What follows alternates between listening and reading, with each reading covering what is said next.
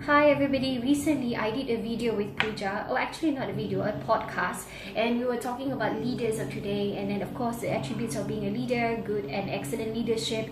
And this is a follow-up from that, because when we released the podcast last week, we had a lot of questions coming in and I was trying to answer as much as I can. So we picked the best 5, but in this video I'm just going to answer about 2 or 3, and the rest I'm going to type out the answer and share in an article. So please follow the description of this video, and there's a link to an article which will provide you all the answers to your questions that you have asked me last week.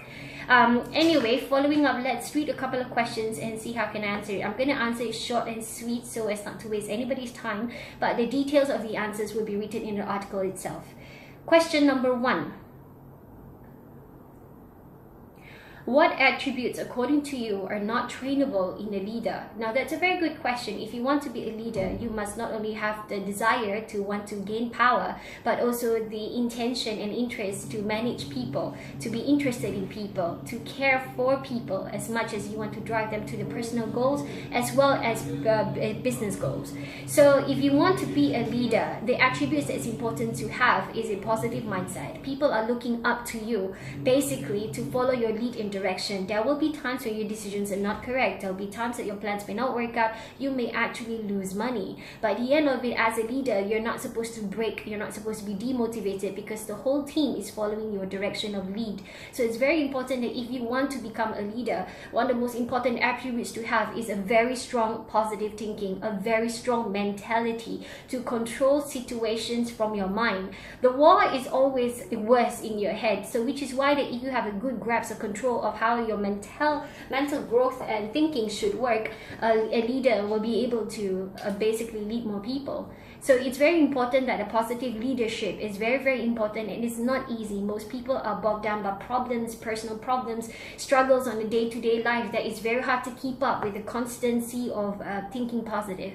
But a leader must have that attributes. There's of course many other attributes, but obviously if you don't have a positive mindset, people who are negative are not best to lead or are not capable of leading.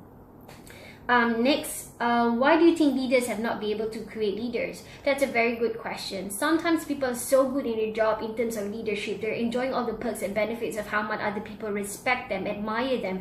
And what happened is the fact that they feel that if they were to teach that skill of leadership or pass down their knowledge and experience to someone else to become good leaders, it would be in competition to themselves. So really, sometimes I feel that leaders are unable to educate and create more leaders for 2 factors. Number 1, obviously they have no time.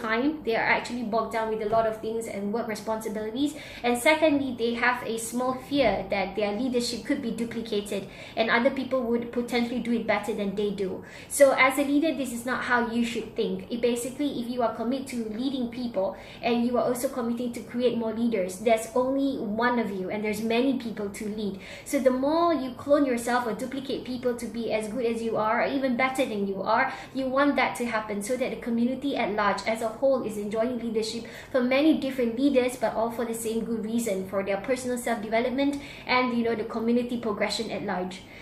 So that's why I think leaders are not able to create leaders on time, because I don't think they see the importance of educating leaders to contribute the same way they do to the people who follow them.